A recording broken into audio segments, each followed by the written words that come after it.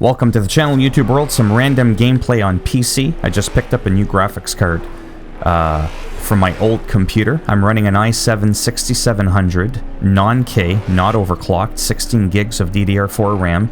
Just standard RAM, nothing fancy, nothing overclocked, nothing high-end. And I went from a GTX 970 to an RTX 2070 Super. And everything is literally on Ultra. And I've been playing for the past 20-25 minutes, and I haven't dropped under 60 once. It's just an absolute dream. And that's basically the whole point of this video, is when you do comparisons online and you look up at a graphics card, and you want to figure out, you know, how many more frames you'll get things like Grand Theft Auto 5, for example. You'll achieve roughly 133 frames at max settings at 1080p. 133 frames, but then another game you might only get 80 or whatever, or the jump from the 970 to the 2070 or whatever it is you're going from to, you know, the different percentages might not be the same. You're not going to get the same performance jump in every game.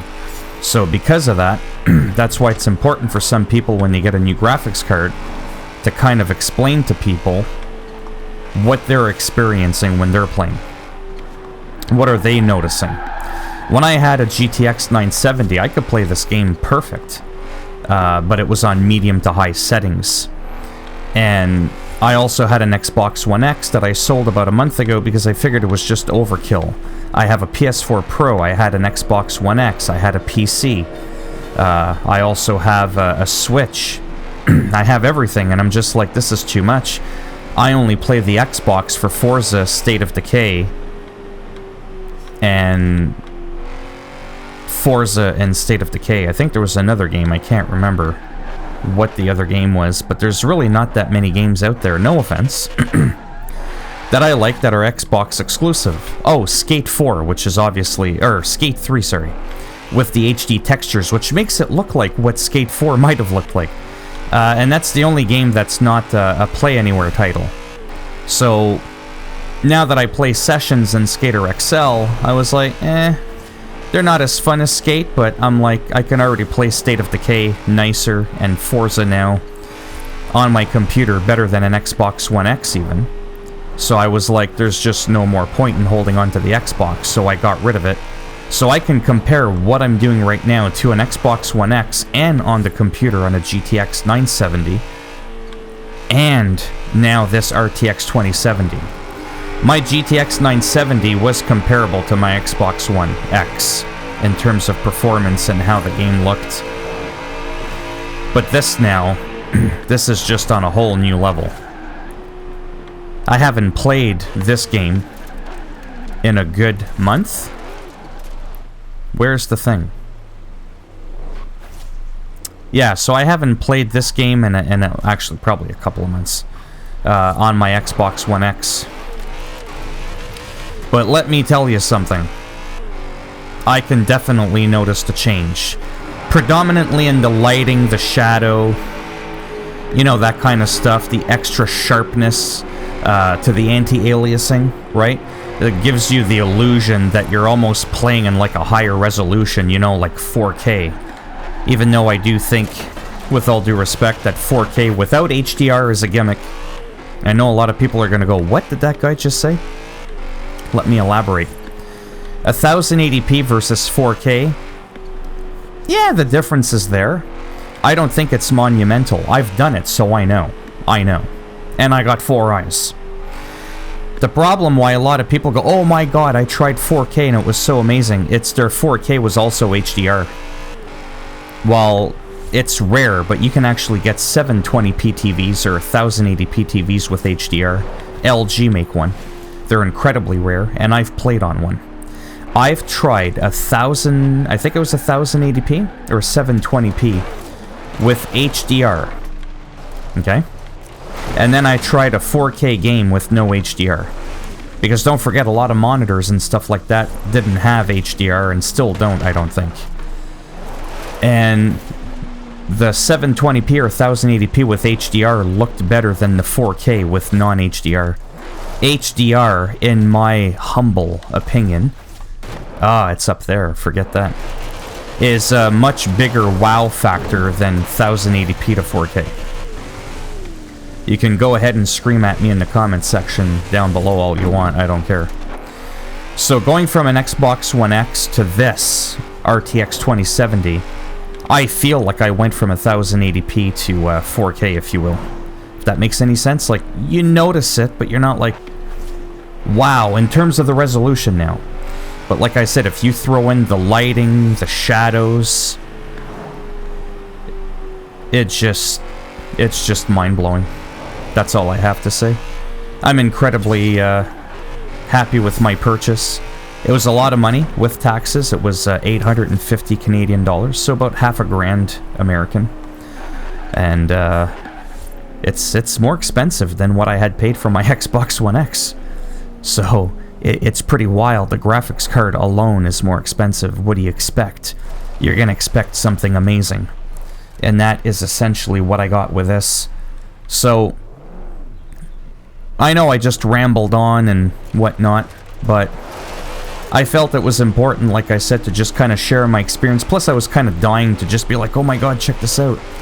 It's definitely not a flex. I mean, I don't have the best computer in the world. But if you have a 5-6-year-old computer, you know, you've got an old i5 or an i7 6700 or something of equivalent power, and you've got an old graphics card, and you're like, well, you know, the 2070 Super, there's some that go on sale, and they're a little pricey, don't get me wrong, but there's a lot of people out there that save up the money for an extra month or two, and they'll do that instead of just a standard like 2060 or 2070. And I feel like this was a good buy. The 3 series cards are probably going to come out this year. I honestly just don't care. Wait. Could have probably spent the same amount of money or maybe an extra $150 on a newer card. That would have been maybe 20% even better. I just honestly don't care. I don't see this graphics card being obsolete for me for a good couple of years. Like I said, my GTX lasted me till now, and I could get by with it, but the reason I felt for the upgrade was my GTX 970 felt too similar to a PS4 Pro or Xbox One X. I wanted to make my computer further feel the difference gap, the performance gap, as to why all the PC elitist snobs go crazy and say that PC's the master race. Well, when you upgrade and you have the cash and you get yourself a nice rig, you kind of go, wow. That said, the Xbox One X is absolutely not a terrible machine at all. It's a wonderful machine, especially for the size of the Xbox One X. I had the nice